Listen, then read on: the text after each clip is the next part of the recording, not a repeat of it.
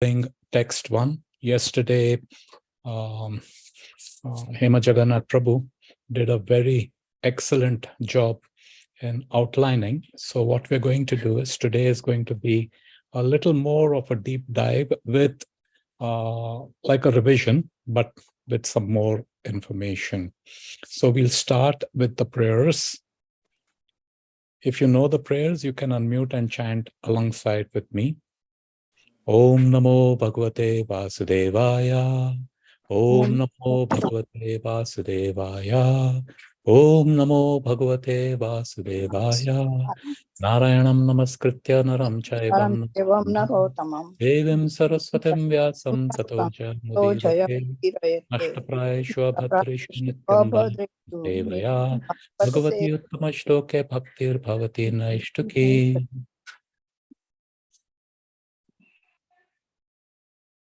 Everyone can see my screen and hear me properly? Yes, Prabhuji. Okay, thank you, Mata. So I have linked up with Veda Base. Vacho vegam manasakrodha vegam jiva vegam udarpastha vegam etan vegam yo vishakta dhiraha sarvam api mam prithvim sa shishyat. Vacho vegam manasakrodha vegam jiva vegam udarpastha vegam etan vegam yo vishakta dhiraha sarvam api mam prithvim sa shishyat. Shishyat. Vacho vekam manasa krodha vekam jiva vekam udaro pastha vekam etan vekam yo vishatya dhiraha sarvam api mam prithvim sa shishya. Any Prabhu or Mataji would please like to read, chant the verse? Prabhuji, I would like to read. Yes, please. Hare Krishna, Prabhuji. Vacho vegam manasa krodha vegam jivha vegam udaropastha vegam etan vegyan vishahet dhiram sarvam api mam prithvim sashishyat. Very nice. Anybody else? Vacho Go ahead, Mataji. Vacho vegam manasa vrodha vegam jiva vegam udara upastha vegam etan vegan yo visayeta dhira sarvam api mam prithvim sashishyat. Very good, Meera Mataji. Anyone? Vacho vegam manasah krodha vegam jivha vegam udaro upavastha vegam etan naganyo vishaheta dhiraha sarvam apima prithvim sashishyat. Thank you, Mataji. Any Prabhu?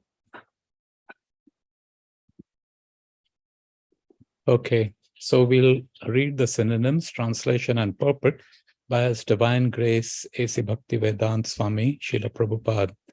Prabhupada ki Jai. So I will request you, I will read the entire purport. It's pretty long.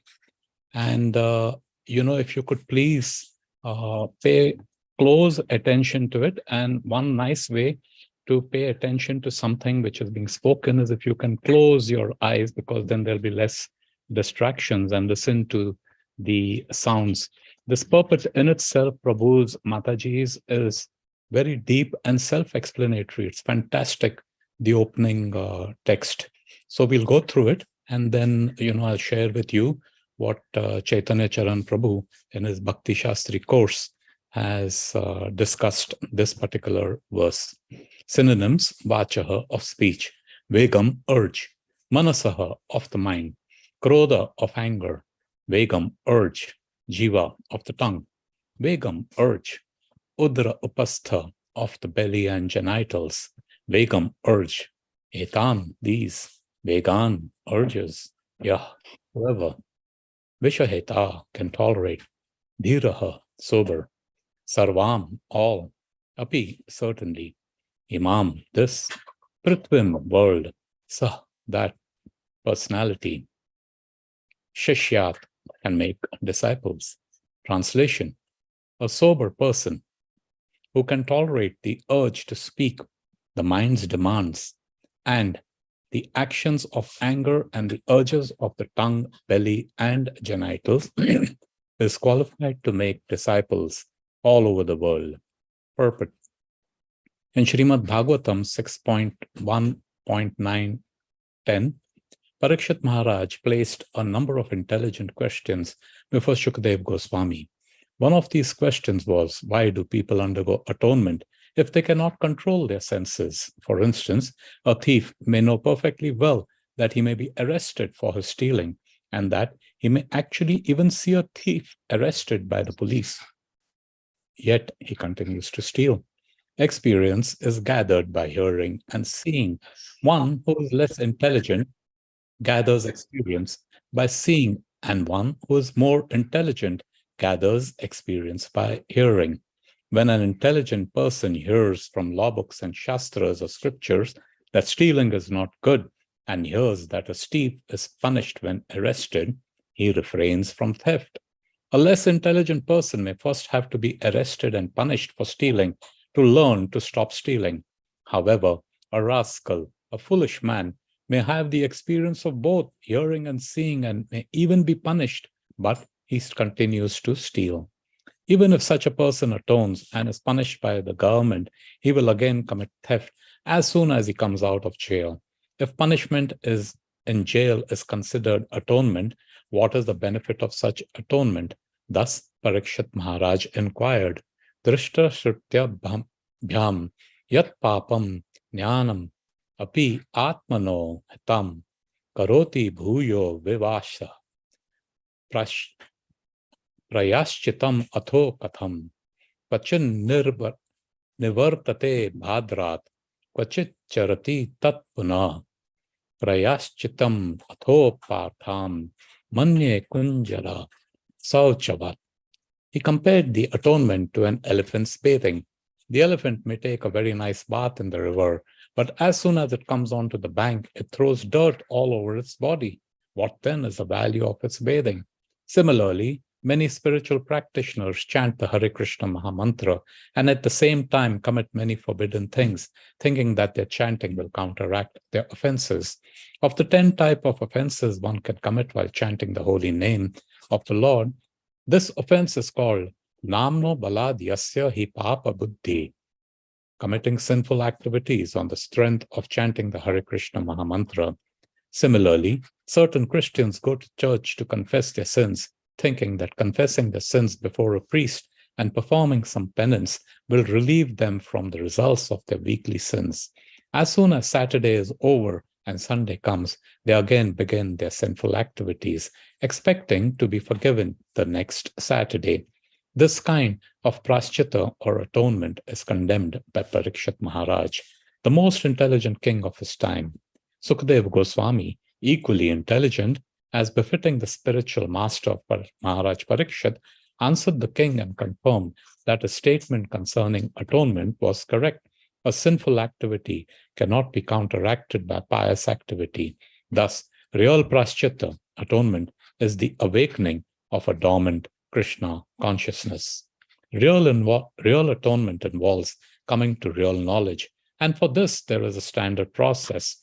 When one follows a regulated, hygienic process, he does not fall sick.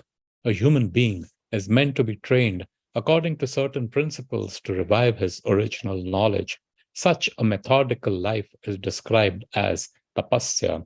One can gradually be elevated to the standard of real knowledge or Krishna consciousness by practicing austerity and celibacy, brahmacharya, by controlling the mind, by controlling the senses, by giving up one's possessions in charity, by being avowedly truthful, by keeping clean, and by practicing yoga asanas.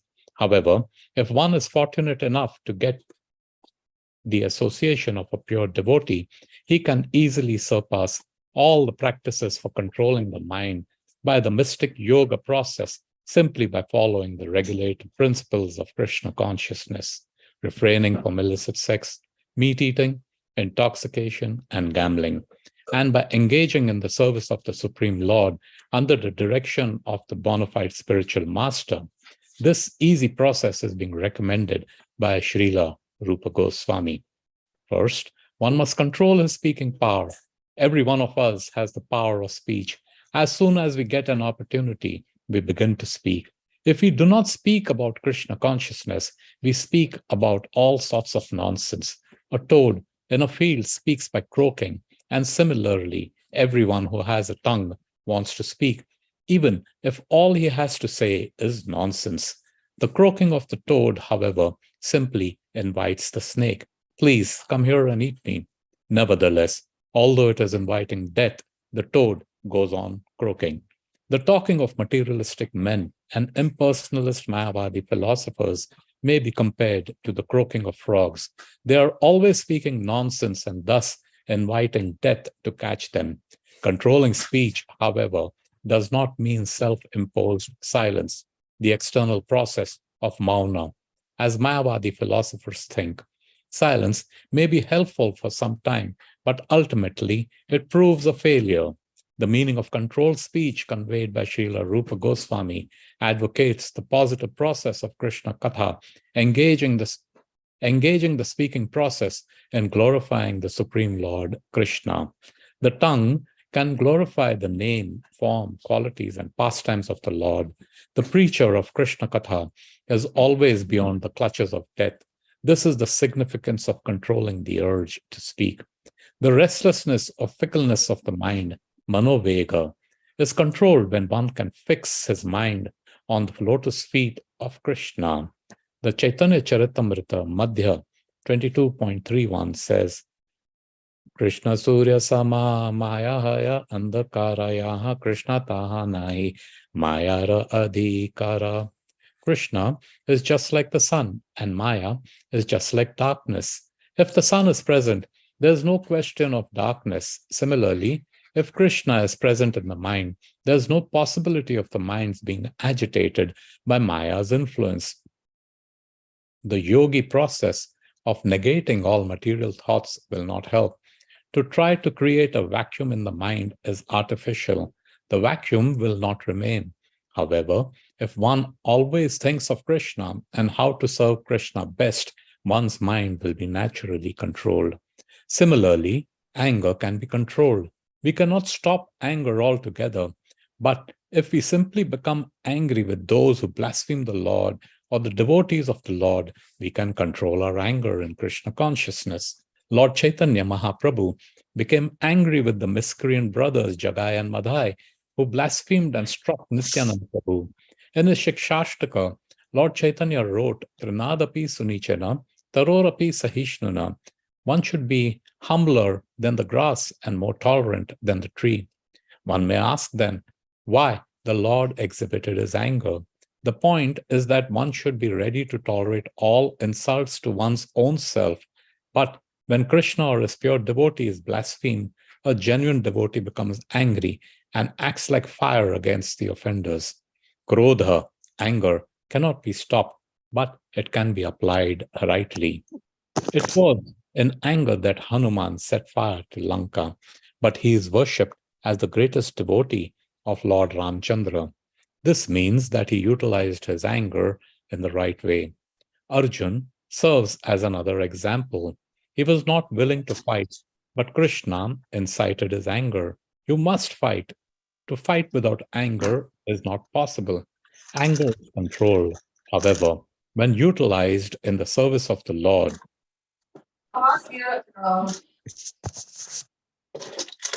Hare Krishna, can you mute, please? As for the urges of the tongue, we all experience that the tongue wants to eat palatable dishes. Generally, we should not allow the tongue to eat according to its choice, but control the tongue by supplying prasad. The devotee's attitude is that he will only eat when Krishna gives him prasad. That is the way to control the urge of the tongue. One should take prasad at scheduled times and should not eat in restaurants or sweetmeat shops simply to satisfy the whims of the tongue or belly. If we stick to the principle of taking only prasad, the urge of the belly and tongue can be controlled. In a similar manner, The urges of the genital, the sex impulse, can be controlled when not used unnecessarily. The genitals should be used to beget a Krishna conscious child.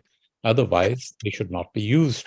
The Krishna conscious movement encourages marriage not for the satisfaction of the genitals, but for the begetting of Krishna conscious children.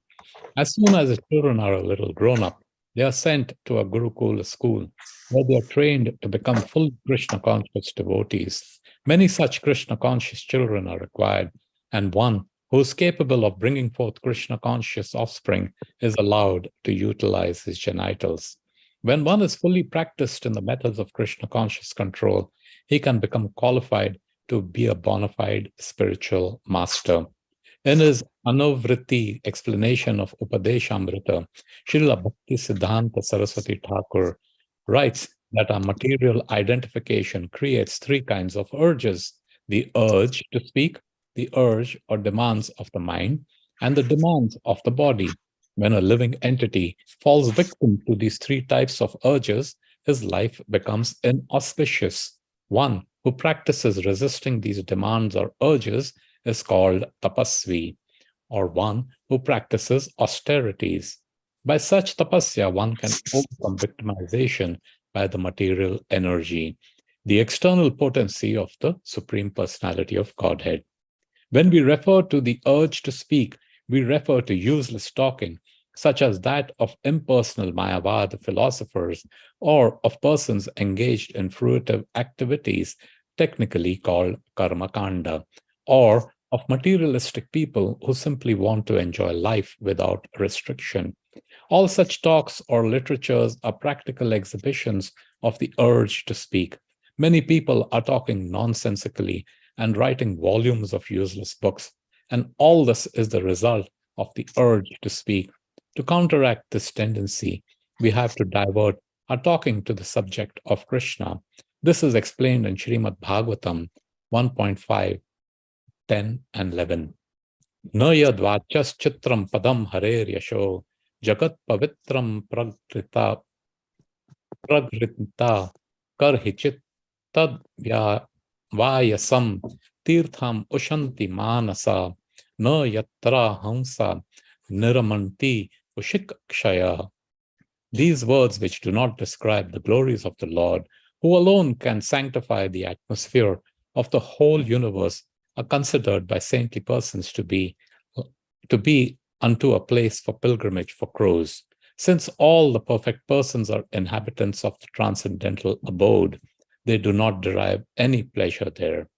Tadvag visargo janataga viplavo yasmin prati shlokam abadhavati api namani anantasya yashon kittani yat Shrini Vanti Gayanti Grinanti Sadhava. On the other hand, that literature which is full of descriptions of the transcendental glories of the name, fame, forms, pastimes, etc., of the unlimited Supreme Lord is a different creation, full of transcendental words directed towards bringing about a revolution in the impious lives of this world's misdirected civilization.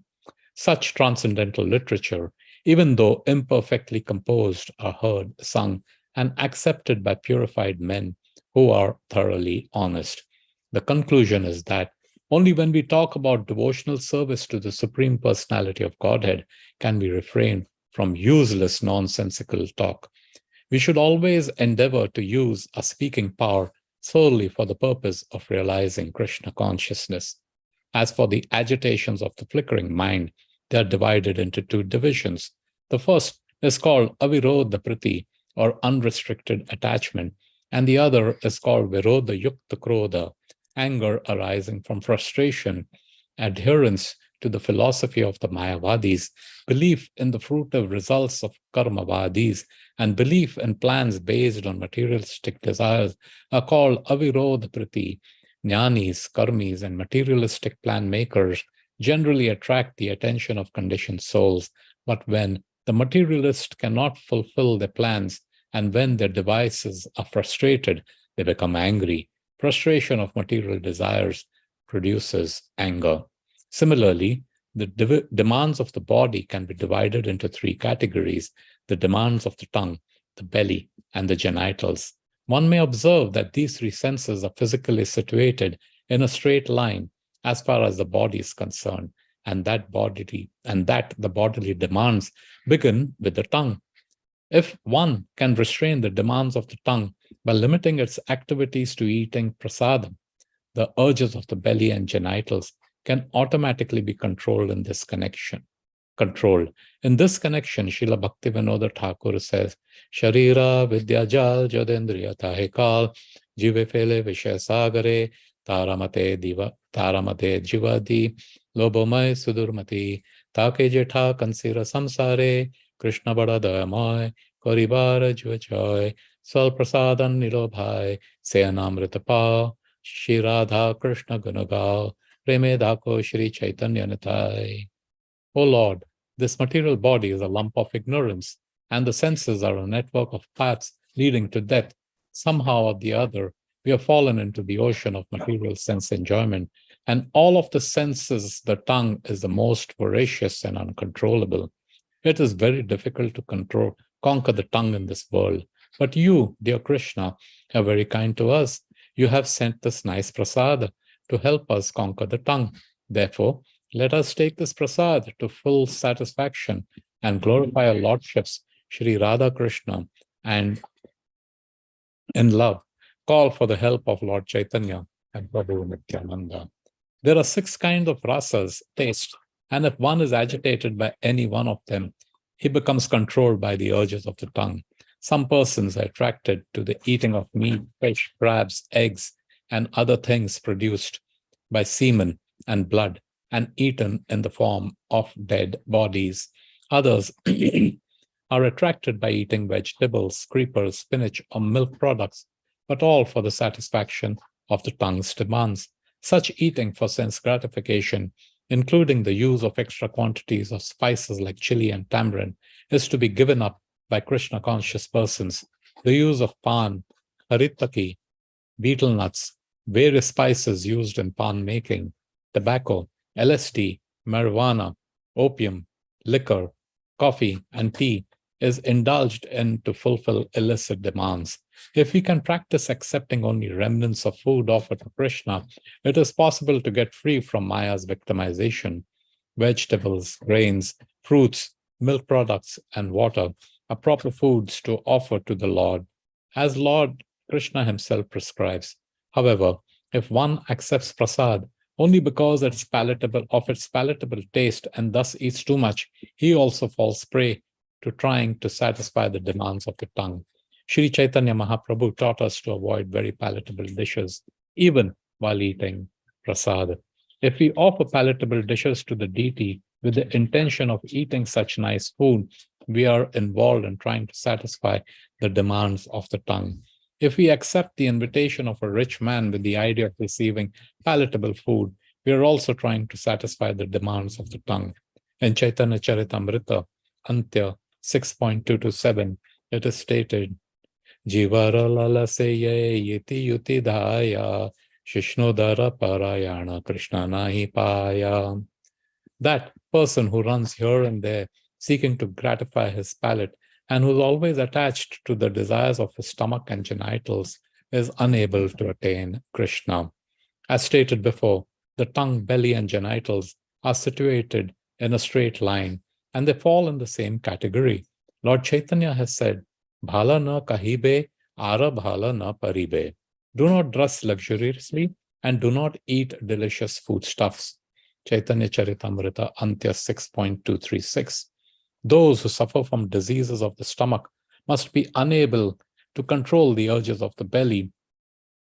At least according to this analysis, when we desire to eat more than necessary, we automatically create many inconveniences in life. However, if we observe fasting days like Ekadashi and Janmashtami, we can restrain the demands of the belly. As far as the urges of the genitals are concerned, there are 2, proper and improper or legal and illicit sex. When a man is properly mature, he can marry according to the rules and regulations of the Shastras and use his genitals for begetting nice children. That is legal and religious. Otherwise, he may adopt many artificial means to satisfy the demands of the genitals, and he may not use any restraint. When one indulges in illicit sex life, as defined by the Shastras, either by thinking, planning, talking about, or actually having sexual intercourse, or by satisfying the genitals by artificial means, he is caught in the clutches of Maya. These instructions apply not only to householders, but also to Tyagis, or those who are in the renounced order of life. In his book, Prema Vivartas, chapter 7, Shri Jagadanda Pandit says, Vairagya bhai gramya katha na sunibe kane, gramya varta na kahibe yabe milibe ane, swapneo na kara bhai stri sambhashana, grihe stri chadiya bhai aschyacha varnam, yadi chaha pranaya राखिते गौरंगे रसणे छोटा हरिदासेरा कथा ताहके ये न माने भाल न कहिबे are भाल न परिबे हृदयते राधा कृष्ण सर्वदा सेविबे. My dear brother, you are in the renounced order of life and should not listen to talk about ordinary worldly things, nor should you talk about worldly things when you meet with others. Do not think of women even in dreams. You have accepted renounced order of life with a vow that forbids you to associate with women. If you wish to associate with Chaitanya Mahaprabhu, you must always remember the incidents of Chota Haridas and how he was rejected by the Lord. Do not eat luxurious dishes or dress in fine garments, but always remain humble and serve their Lordship Sri Sri Radha Krishna in your heart of hearts. The conclusion is that one who can control these 6 items, speech, mind, anger, tongue, belly, and genitals, is to be called a Swami or Goswami.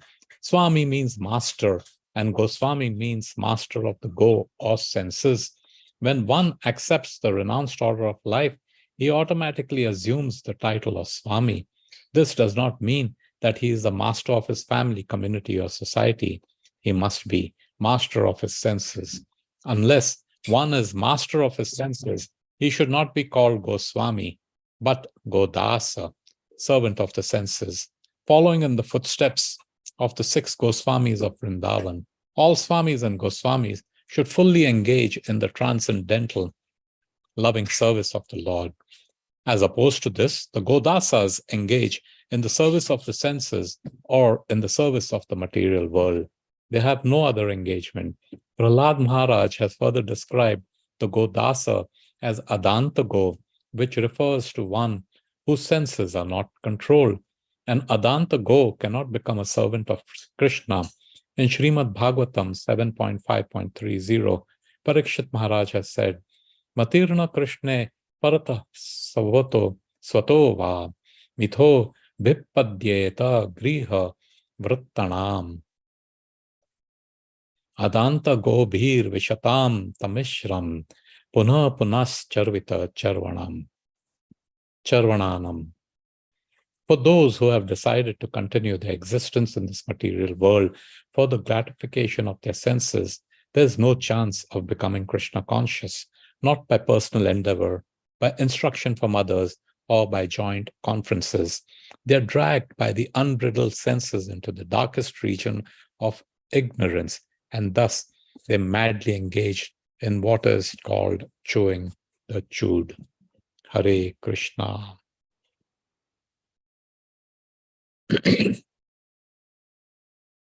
Om Agnantimirandasya Kyananjana Shalakaya Chakshurunmilitam Yena Tasmai Shri Guruve Namaha Shri Chaitanya Manobhishtam Stapitam Yena Bhutale Swayam Rupa Kadamayam Dadati Swapadantikam Vandeham Shri Guru Shri Yuta Padakamalam Shri Gurun Vaishnavamscha Shri Rupam Sakrachatam Sagana Raghunathanvitam Tam Sajivam Sadvaitam Savadutam Parijana Sahitam Krishna Chaitanya Devam Shri Radha Krishna Padan Sahagana Lalita Shri Vishakhanvitamscha. He Krishna Karuna Sindhu Dinabandhu Jagatpate Gopesha Gopika Kanta Radha Kanta State Taptakanchana Gaurangi Radhe Vrindavaneshwari Krishnabhanu Sute Devi Pranamami Hari Priye Manchakalpatarubhyascha Kripa Sindhubhya Evacha Patitanam Pavanebhyo Vaishnavebhyo Namo Namaha. Namo Om Vishnu Padaya Krishna Prishtaya Putale Srimate Bhakti Vedanta Swami Niti Namine Namaste Saraswate Deve Gauravani Pracharine Nirvishesha Shunyavadi Paschatya Desha Tarine. Jai Shri Krishna Chaitanya Prabhu Nityananda Shri Advaita Gadadhar Shrivasadi Gaura Bhakta Brinda. Hare Krishna, Krishna Krishna, Hare Hare, Hare Rama, Rama, Rama Rama, Hare Hare, Hare Krishna, Krishna Krishna, Hare Hare, Hare Rama, Rama Rama, Hare Hare, Hare Krishna, Krishna Krishna, Hare Hare, Hare Rama, Rama Rama, Hare Hare. Namo Vishnu Padaya Krishna Bhutane Shrimati Radharani Swami Nityananda.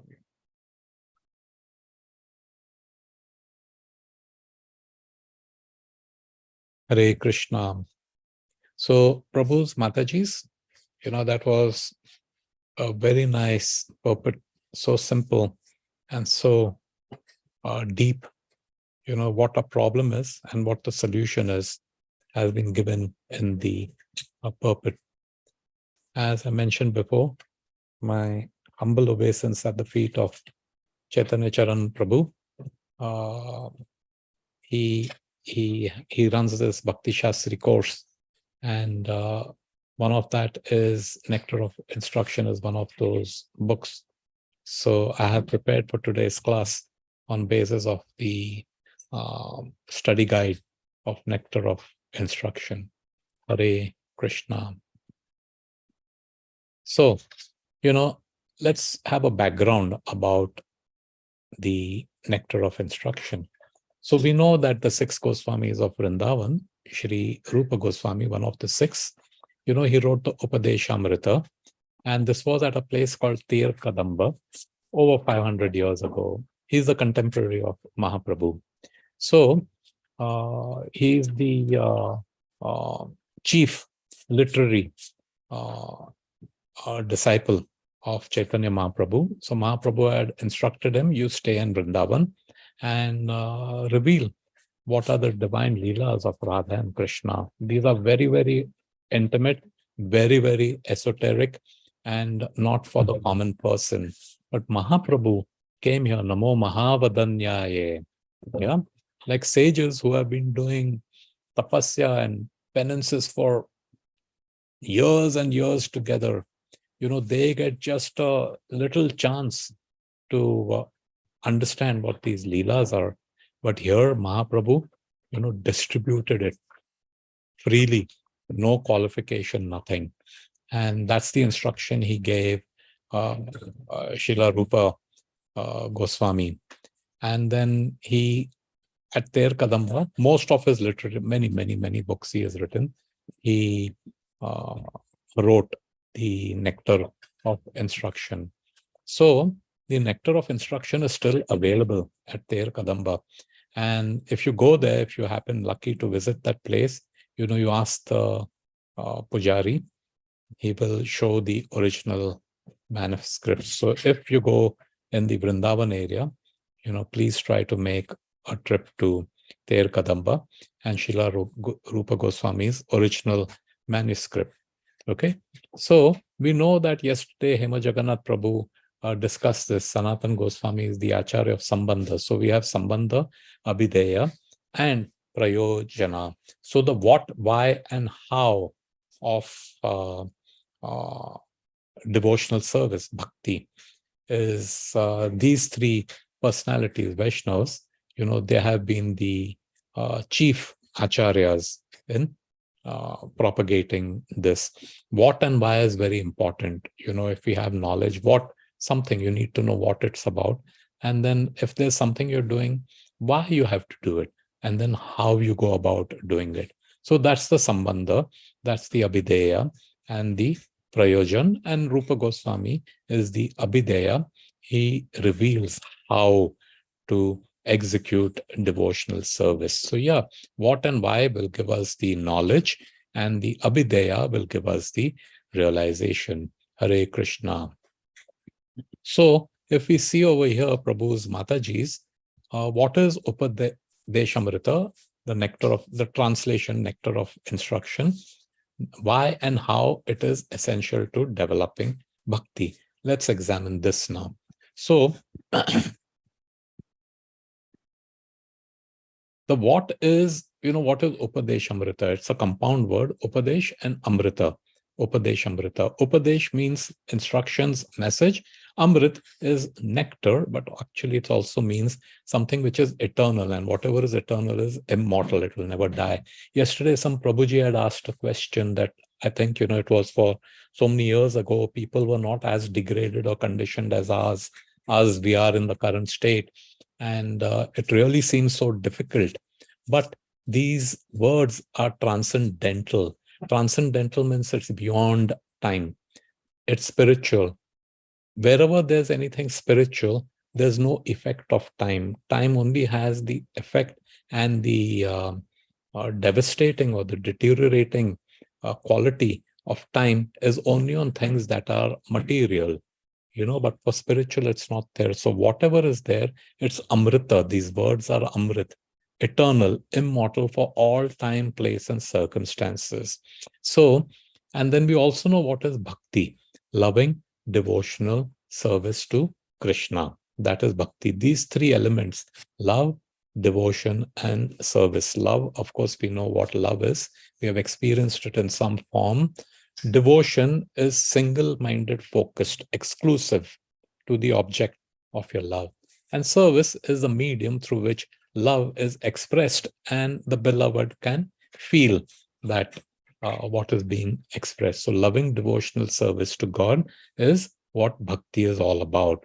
Then why? Why do you have to engage in bhakti? So, in sales and marketing, that's my profession, there is this principle. What is a want? You have to create a want in the market. You have to create a want in the buyer's mind. So want is the means of fulfilling an underlying need. This is the entire basis of the consumer society. And in all of us, we have this, I want this, I want that. Oh, I want this. So you get something, little bit of satisfaction, and we jump to the next thing, want. But if you examine it, there's actually an underlying need. What that need is, whatever it may be, whatever material thing we want, something, there's an underlying need. Now, Beatles, a very popular group in the 60s and 70s. In fact, one of the Beatles, there were four. One of the Beatles, George Prabhu, he was a disciple of Srila Prabhupada. The Bhakti Vedanta Manor is his mansion, which he donated, where we now have the ISKCON UK. That is George Harrison's mansion, which he donated. George Harrison also donated Lakshmi to print the Krishna book, Srila Prabhupada's Krishna book. Excellent. He also, if you're familiar with Western music, he wrote the song My Sweet Lord about Hare Krishna, and everyone was chanting. Millions and millions of people were chanting. He had put the words Hare Krishna in the song, and it was on top of the charts. So the Beatles had this song, All You Need Is Love. And that also was a very, very, very popular song of its time. And so here it is, want, correct? Is a means of fulfilling a need. And if you examine it closer, finally, it comes down to every jiva, needs love.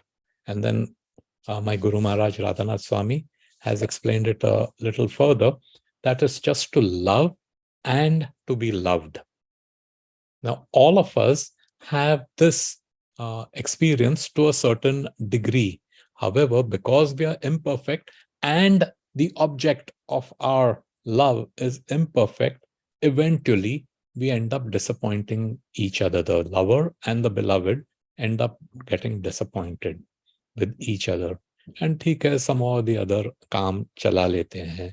So that's the why. All you need is to love and to be loved. Then how you go about doing it is where the nectar of instruction comes into play. So what nectar of instruction does is the first step, faith, to love. When we talk about prema, it is not the love which we have experienced here.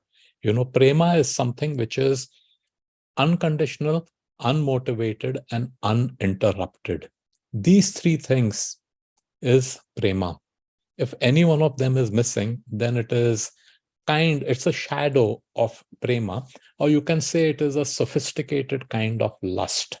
Now, lust usually we think it's very synonymous to a sexual urge, but actually lust is a strong desire to gratify the senses. Hare Krishna.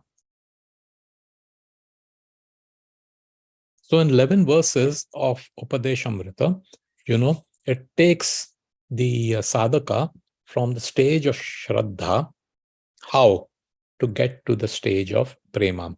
So here is a explanation of this, how it is arranged. Text 1 to 3 is for Shraddha, then comes Sadhu Sangha, Bhajana Kriya, Anartha Nivritti, Nishtha, Ruchi. Of course, these are Sanskrit words. Bhajana Kriya is the sadhana that you do.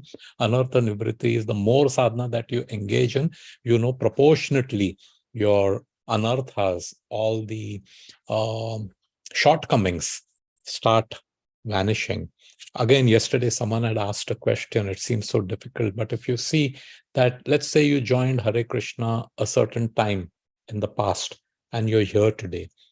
Maybe we are doing it imperfectly, chanting distractedly, maybe not following all the 4 regulative principles, or maybe doing it occasionally, whatever be the case. But still, there has been certain progress. And if you actually see, as you continue to this path, with the time as well as the intensity and the serious sincerity, then what happens is whatever were our bad habits or any shortcomings that we had, that gradually starts diminishing till it finally goes away. The nishtha is when you become firm.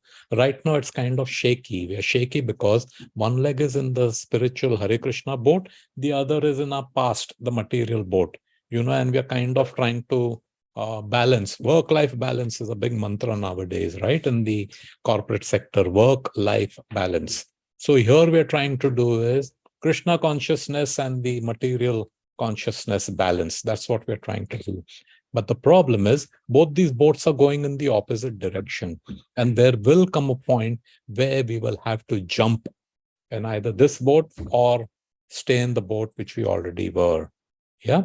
So when you do sadhana, then what happens that jumping becomes so much more easier. It won't be painful and you will sail in the Krishna consciousness boat. Yeah. And then once that nishtha happens, you develop taste, ruchi. So Dhanurdhar Maharaja was reading, he writes essays every Monday morning from Vrindavan.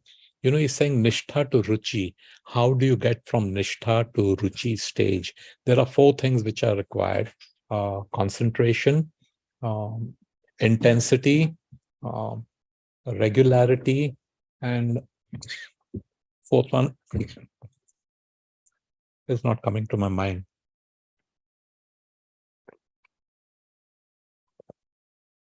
But the point is that, whatever it is that we're doing, continue doing that. Make that atal. Atal means unshakable, unmovable. If you chant 1 round, no matter what happens, you will chant 1 round. The other day, Sachirani was talking with one Mataji on Sunday with the temple, and she's saying, oh, Mataji, I cannot do my rounds. So she said that, yeah, there are times it happens, you get so busy that you forget, and you've gone to sleep. You get it? You pull the comforter, nice comfort, you're dozing off to sleep, and I haven't done 2 more rounds. Now you'll have a choice to say that, oh, okay, I'll carry forward tomorrow. Instead of doing 60, I'll do 18. But no. So she's saying, I get up and sit in the bed and I do my round. Why? Because you have taken a vow. It is important enough for you. So no matter, even if you say one round, or whether you're doing whatever, I'm using japa as an example, whatever you take, if you say I'm going to read 1 page a day, or I'm going to read 10 shloka, whatever, do it. Don't compromise on that. And gradually, you see, once that consistency is there, gradually the quantity, the quality will automatically follow through. That's when then the ruchi comes in. Then we have asakti, bhava.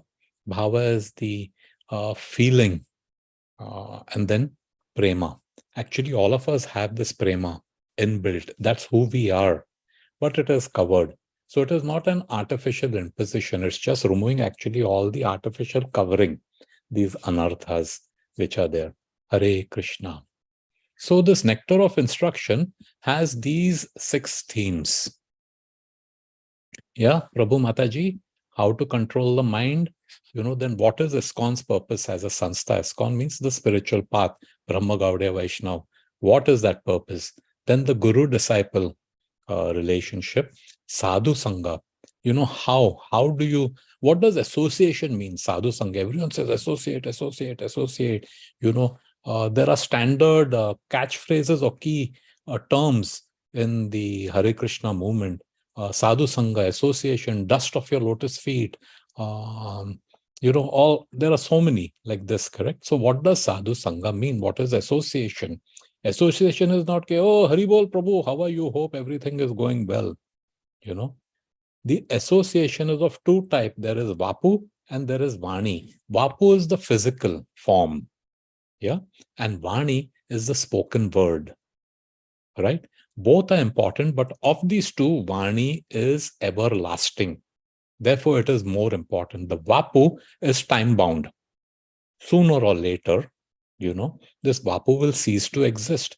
So the Vapu is meant to inspire, to motivate us to follow the Vani. Understand? And association and taking the dust of the lotus feet of a Vaishnava is obedience to his instructions. This is what Radhanath Maharaj has said. So this is the purpose of association. So when there is a Vaishnava, and that Vaishnava approaches and he requests that, hey Prabhu, hey Mataji, can you do this seva? The first thought which comes into mind should be we jump to that opportunity. But I live far away. Oh, I have to go to work in the morning. These are all practical conditions. It's not that it's just being made up. Correct? So that level of association is we are a little bit far removed. We're a little bit far removed. But if our attitude, like Bhakti Tirth Maharaj says, when the desire to serve exceeds your capacity, yet you do it, that's when empowerment happens. So sadhu sangha is Vani, Vapu. Vani is meant to inspire us so that we could fully obey the Vani. Hare Krishna. Then devotees. Then it comes to, who's a Vaishnava, who's a devotee, who's a non-devotee. So Nandulal Prabhu, a very nice Vaishnava, he's left his body. Many years ago, he had said, who's in his class, who's a devotee? Anyone who has even taken the name of Krishna even once, anyone who has done namaskar or has obeisance to Krishna even once, Vishnu even once, he is considered to be a devotee. Now that's a very, very high realization. That Pandita Samadarshana, he makes no distinction. He sees, the dog eater, the Chandala, the Brahmana, he sees the spirit soul in everyone. So we are all part and parcel of Krishna. Krishna is super great, and we are part of that.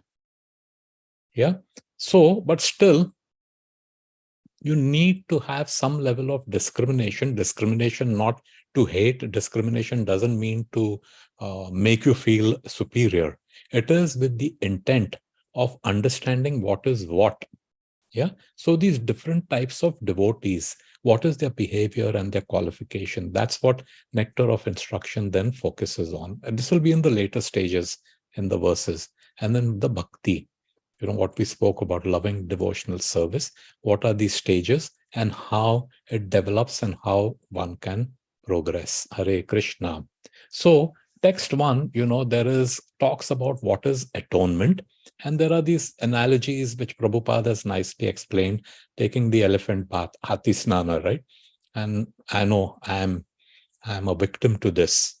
It feels so nice, correct? And then you come home, and once you're out of that, thing is over, and again, get caught up. So then the trick is how to maintain that level of consciousness.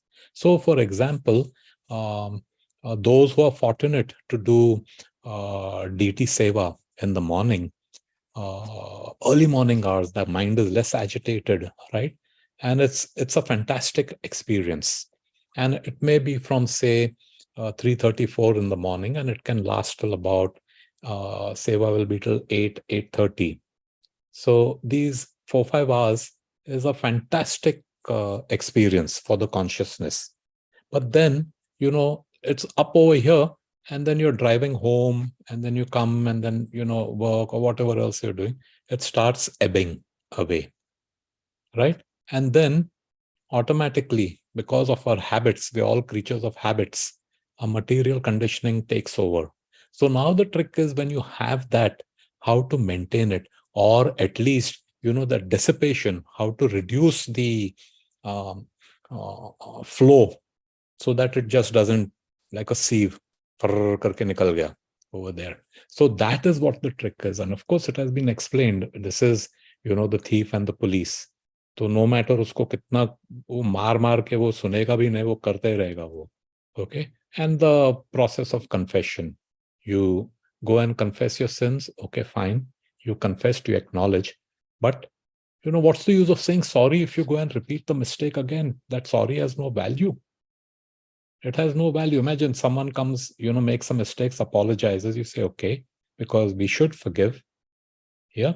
And then again, repeats the same thing. And sorry, bola main, sorry. It has no value. So what is actual atonement? Yeah. There are 2 levels. One is the training according to regulative principles, how you atone. And then there is the application of it. So the training, there are again 2 types. The traditional tapasya, which is now impossible with our material condition to do it. Celibacy, these, it's listed here in the box on the right side. And then this is Goswami's, Rupa Goswami's method.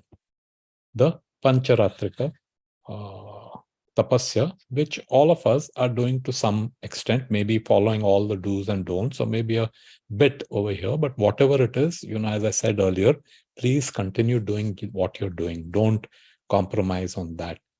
Automatically, if you're doing only one of the 4 do's or only 2 of the don'ts, never mind. Continue doing it, but do it. Don't let that 1 become 0 and the 2 become 1. Continue doing it. So this is what is given, and this is very, very relevant and easy for a conditioned person to engage with. Yeah. And that's how we actually are doing praschit. That's how we are actually atoning. Now, someone may say, Arey, atonement is meant for someone who has done something wrong, someone who has sinned, or whatever it is, right? वो गलती किया तो उसका वो प्रायश्चित कर रहा है and all that. But what have I done? What is my fault? Because we do not have that knowledge. So we think we are blameless. We think we are blameless. But the very fact that we are in this condition is because of a fault which countless of lifetimes ahead. And that's why knowledge is so important. The what, the why, and how. Then we get a different perspective. This intelligence that we've been given can be put to proper use rather than just sense gratification. Hare Krishna. Then what is the application? There are 2 purports, Bhakti Siddhanta Saraswati Thakur Maharaj's explanation and Srila Prabhupada's explanation. So here it's given the speech, mind, anger, tongue, and illicit sex or the use of the genitals. So with speech, the problem is that, when we associate with those who are engaged in sense gratification, even Jnana is also a very subtle form of sense gratification. Oh, I know I can recite the entire Bhagavad Gita, and I, can chant all these verses, and my knowledge of the Shastra is so deep and wide, and everyone will get impressed and, oh, wow, wow, wow, wow, wow. That wow puts me up on a pedestal. My ego gets inflated. Oh, I'm your humble servant. I'm the dust of your lotus feet. So that everyone will know he's so humble. And that humility itself is nothing but it's trying to elevate me over here. So what is the solution? This tongue, all of us speak. There is a saying, some people speak because they have something to say. And some speak because they have to say something. उसको कुछ बोलने का ही है, वो आदत ही है, वो कुछ बोलेगा, whatever. Yeah, blah, blah, blah, blah, blah, blah, blah. And what happens? It's like that frog croaking. Frog can't help himself, he's croaking.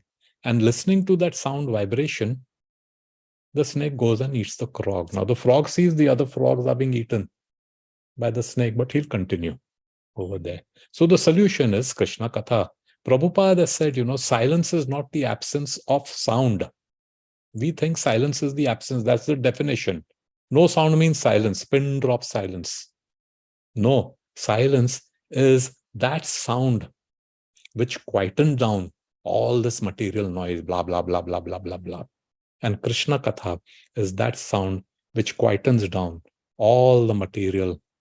And it's not just the physical sound, but also the sound in the mind. Things are going on all the time. Krishna Katha. Listen to Krishna Katha, speak Krishna Katha. Yare dekha tarakho Krishna Upadesh. Mahaprabhu has said, whomever you see, whomever you meet, give the message of Krishna. Then the mind. Mind is then we think, oh, I'm going to be thoughtless. I'm going to be thoughtless. You can't. It is impossible to be thoughtless. Physics also says nature abhors vacuum. Wherever there's vacuum, something will rush in to fill that up. What happens? Vacuum, if you try to remain thoughtless, all anarthas will again come back over here. So the solution is think of the lotus feet of Krishna. Anger. You cannot stop. It will happen. What you do it, you divert it. There's a martial arts called Aikido. And I don't know if I'm pronouncing it right. My cousin used to practice that. And he was explaining what it does is basically there's force coming, right? You don't meet force with force. You just deflect that force and use that force against your attacker himself.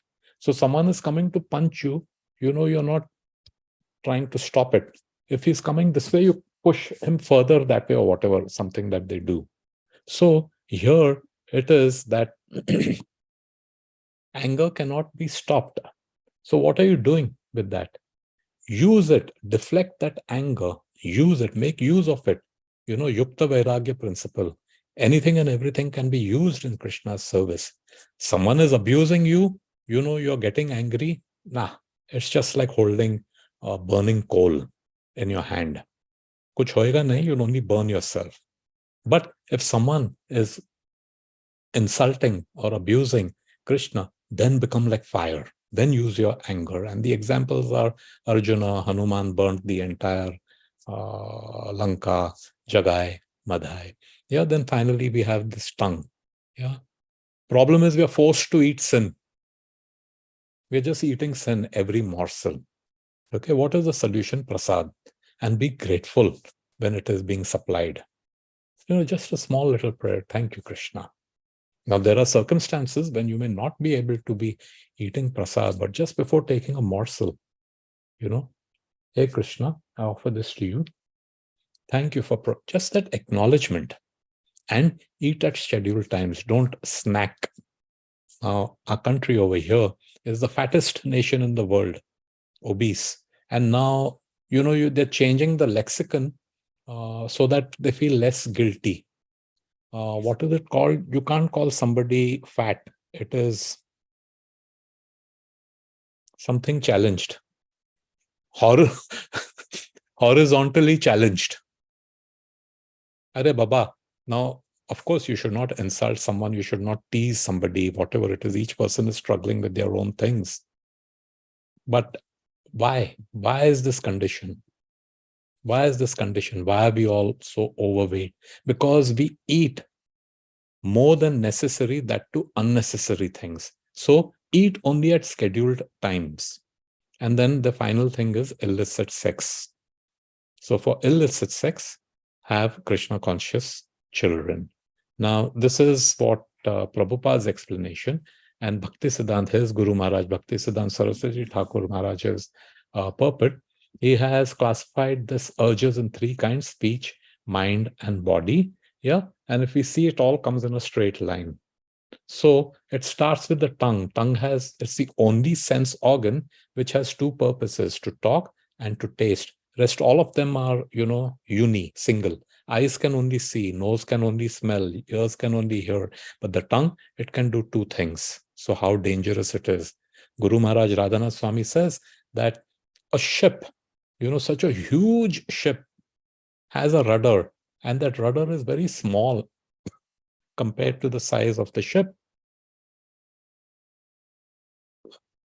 Very small.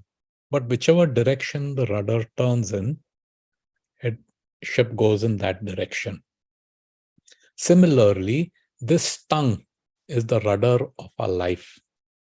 How it is used, in that direction our life will go. So, Hari Katha.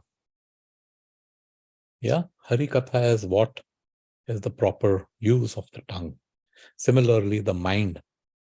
There is unrestricted attachment, and there is the anger due to frustration, because we want, in Bhagavad Gita also it said, right?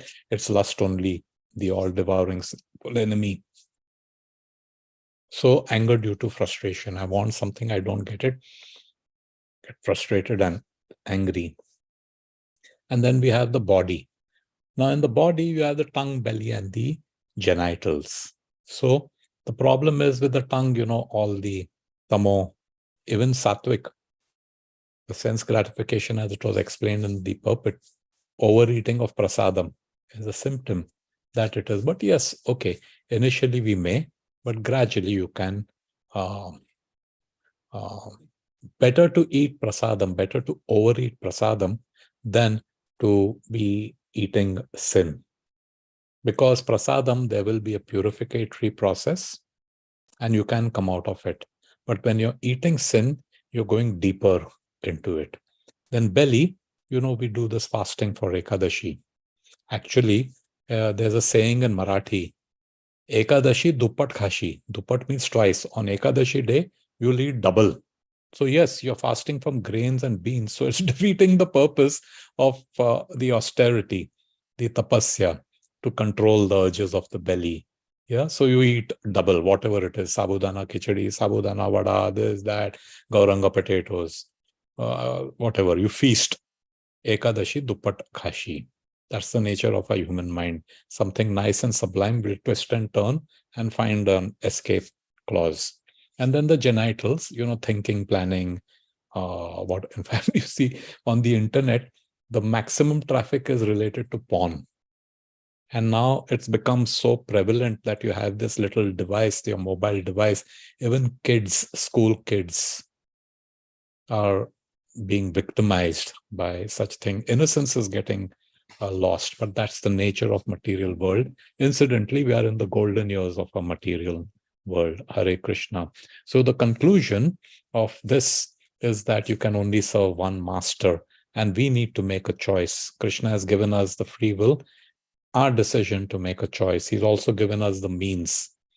Either you can serve Krishna and be a Goswami, or be a Godasa, or a Godanta.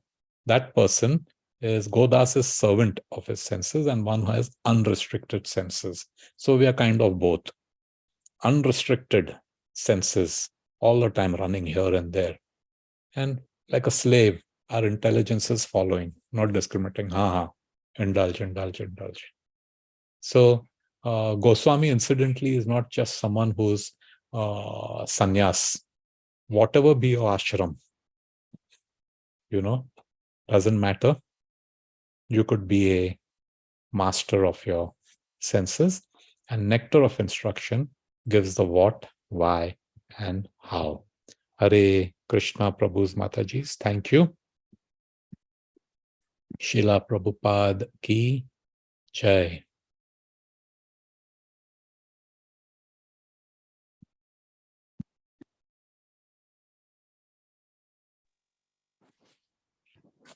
Anyone has any comment or realization? Hare Krishna Prabhuji, Dandavat Pranam. Avirod Priti and Virod Yukta Krodh. Can you explain with example? Yeah. Oh, I shut the... Just a minute, I'll pull it up, Mataji.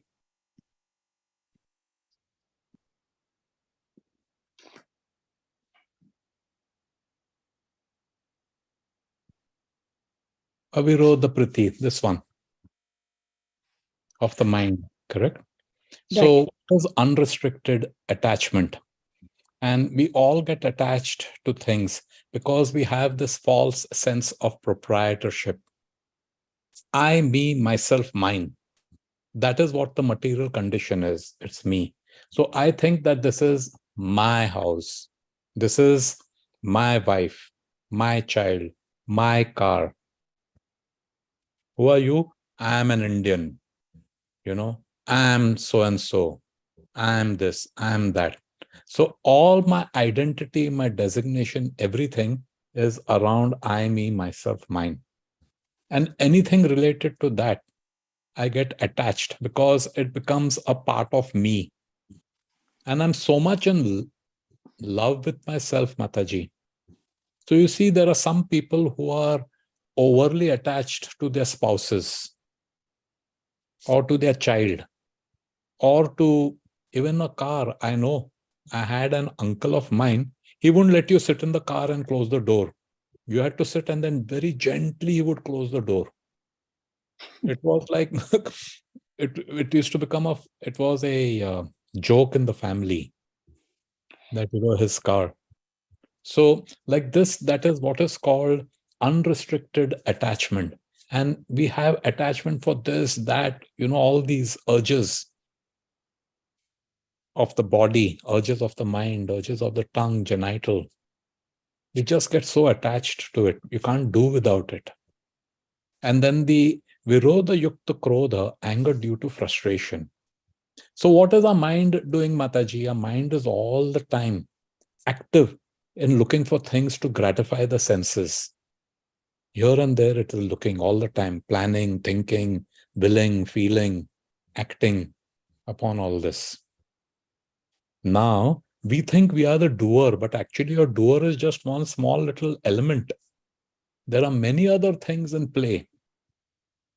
And when that doesn't fit, we get frustrated. अरे यार इतना मेहनत किया फिर भी वो कुछ flop हो गया. So that is Virodhyukta Krodha. That is Virodhyukta Krodha. We get anger then. Why?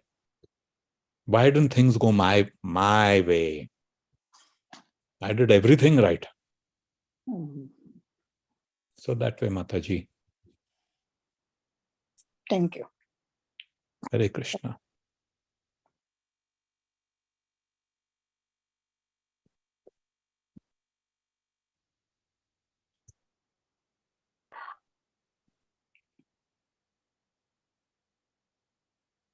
Okay, if no one has any questions or a comment or realization, we can bring it to a close. Sameshwar Prabhu? I think Prabhu must be busy. Hare Krishna. Hare Krishna, Dandavat Pranam. Thank you. Thank you, Amazon Prabhu. Nice class. Thank you so much. All glories to Prabhu. You read NOI Part-2. That's very nice. I was actually thinking, Prabhu, because it's a very long purport, must have taken about 15-20 minutes. But I think the word of Prabhupada will have so much more weight than what this broken mind and what I'll be able to speak. And the Yeah. beauty of Prabhupada is his thing is so simple. Yep. Very profound and very up to the point and very much. Yeah. Thank you. Thank you so much.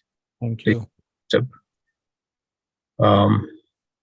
So we're progressing, and it's beautiful. And Srila Rupa Goswami put this together in such a way that this is after Sri Rupa Goswami and Sanatana Goswami instructed by Sri Chaitanya Mahaprabhu, and this is the core and essence and the cream of those instructions. There is a teachings of Lord Chaitanya.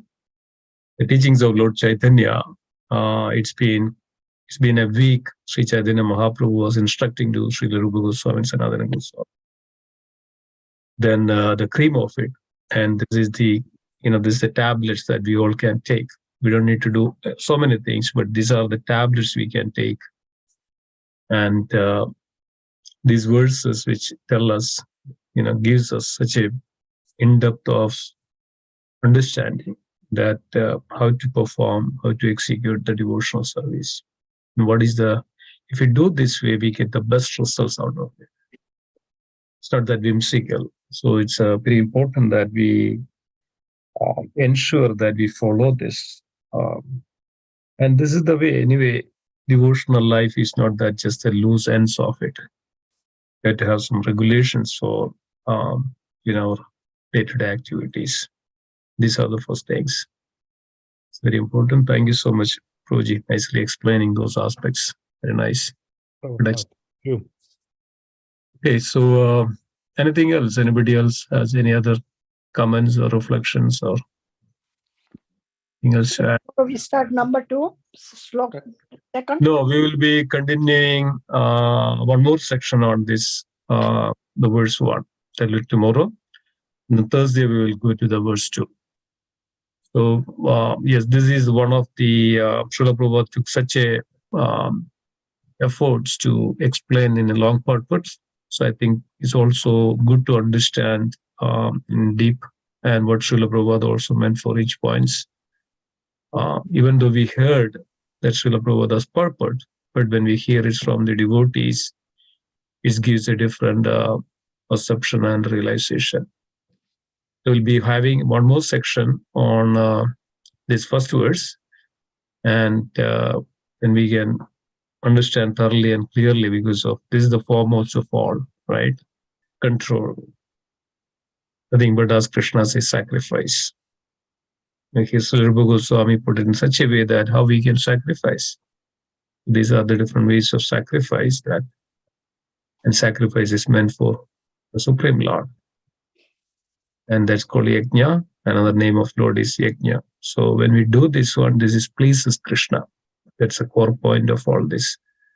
So Rupa Goswami put nice way, and so we can also hear that from the devotees. So we get the different perception, understanding, and wonderful realizations. So that it gives us a lot of strength to continue. Not that we just hear it. Srila Prabhupada always says that, it's not that just reading my books, but we should study Srila Prabhupada's book. This is a systematic study of these instructions and Srila Prabhupada's purport. That's what we need to do. It's not that we just hear it, oh, okay, good to hear. It's not that the point. It's this for how to apply in our life. Now it can transform us. That's the most important. We have to put some efforts. When you put some efforts, then only we can, it really works and gives us the benefits and that results. So that's what we are enduring for in this life, nothing else. So sadhana and tapasya is our part. Sadhana is tapasya, our part, yes, of course. And instructions and this, all the spiritual masters, devotees. So ours is hear it and apply it.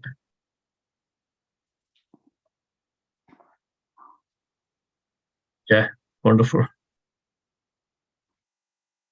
Okay. So if nothing else, anybody else? Thank you, Prabhuji. Hare Krishna, Prabhuji. Pranam. All words to Srila Prabhupada. Yeah, nice class, Prabhuji. So I want to ask one question. So from this verse, there is a speech.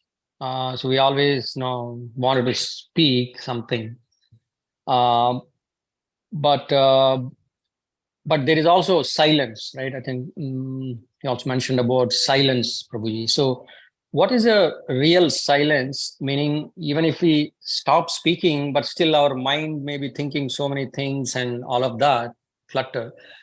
But if we, keep the mind calm and not speaking through the mouth, is that the silence, real silence?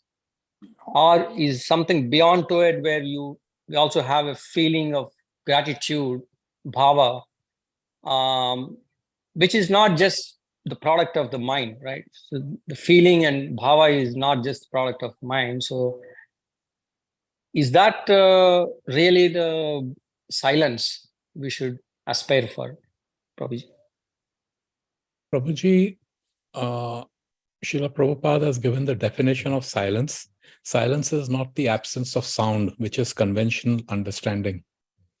Silence is that sound which quietens down all the material noise that's going on. So as you rightly said, it's not just that we are talking, we have internal thoughts and the mind is telling us what to do, and all the time there is stuff going on. There's a lot of noise and cacophony going on over here. So if at all we have to be speaking where you're making the physical sound, something which will have connected to Krishna consciousness and will bring value. So you look at it as if you're at your work and your boss says that, hey, have you finished testing this code? And then you say, yeah, yara dekhe tara kaho, you know what, you're not the body, you're the soul. It will put you into trouble. Yeah. So what we have to look at it is that fine, when he says that, have you done this? And you're speaking that, okay, I had to do this, I had to do that, whatever it is. But as long as your consciousness is that this job, is whatever I'm getting, the results of this job, I'm offering it to Krishna. I'm, using it to take care. I'm the caretaker. This is Krishna's family, and I'm the caretaker of this family. It's not my family. Then that becomes spiritual. You've dovetailed it. Now, how do you silence? If there is all these chats going on in the mind, correct? Typically, we run with the mind. Our intelligence is running behind, but we can pull it back. Now, if you have some time, you could be reading some literature, something spiritual.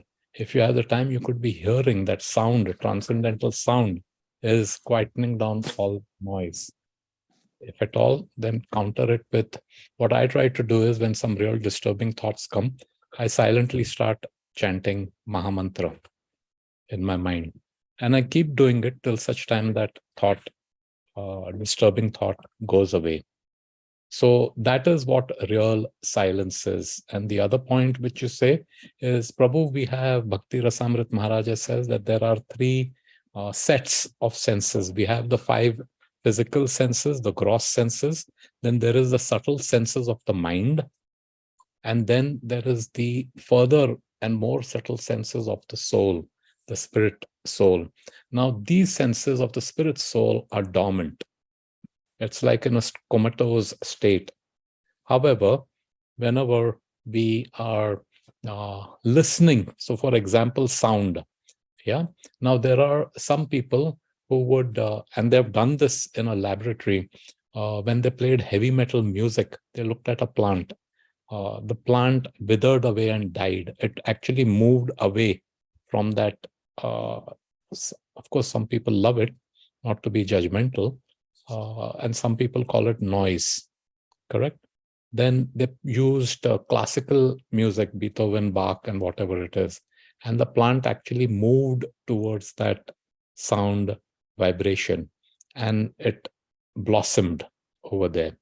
Now, there is what you call the physical gross sound, which made this, or it could also be sound which is in the sattvic mood. But we understand that even sattvic is kind of trapping us in birth, death, disease, old age. However, when we hear the transcendental sound vibration, whatever it be katha, it be kirtan, it be mahamantra, japa, whatever it is, when it falls through here, through the physical, it penetrates through the mental, and it comes straight to our spirit soul. That's when it's like waking a sleeping person. It gets activated. And then when we are thinking, feeling, and acting on that platform, then it is totally transcendental or spiritual, as they say it. So silence, Prabhuji, is not absence of sound, but silence is that sound, the transcendental sound, which will quieten down all the material sounds, external and internal. And that's the only sound which will do it. Nothing else can counter. Artificially, we'll try to sit quiet. Like Prabhu said, there are many these maun vrat lete hain, which is good because it will try to control the urge. But you cannot remain thoughtless. You cannot remain silent for long. Vacuum. Anarthas will bounce back inside. So fill the consciousness, fill the mind with thoughts about Krishna and Krishnas. Then that's said, right? In Chaitanya Charitamrita, Krishna is like the sunlight. Maya is darkness. Wherever there's light, there's no question of darkness. Hare Krishna. Hare Krishna, Prabhuji. Thank you, Prabhuji.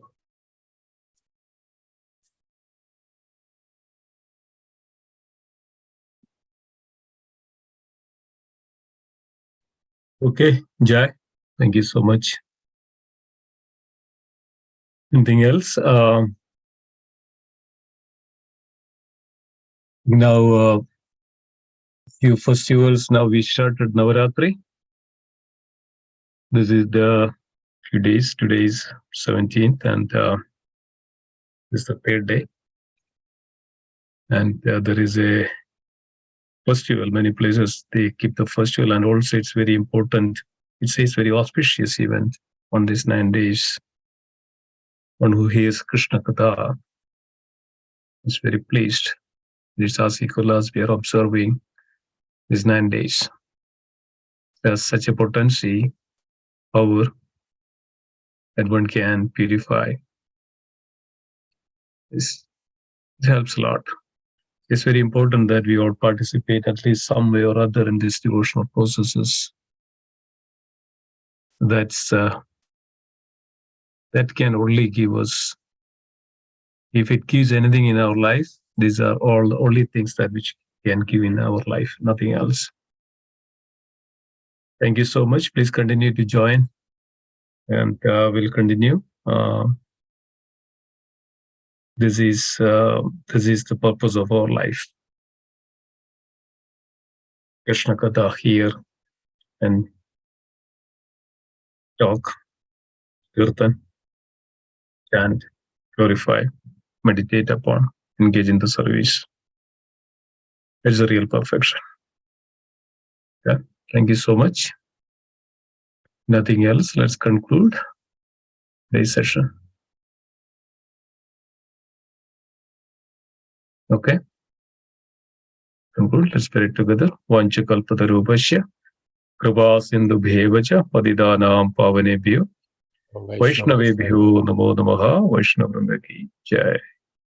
Viraj Sri Netra Padeshamrita ki jai. Srila Prabhupada ki jai. Sri Rupa Goswami Prabhupada ki jai.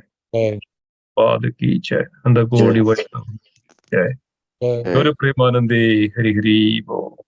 Hari Bol. Thank you. Thank you all. Thank you all for the devotees. Prabhuji, Hare Krishna.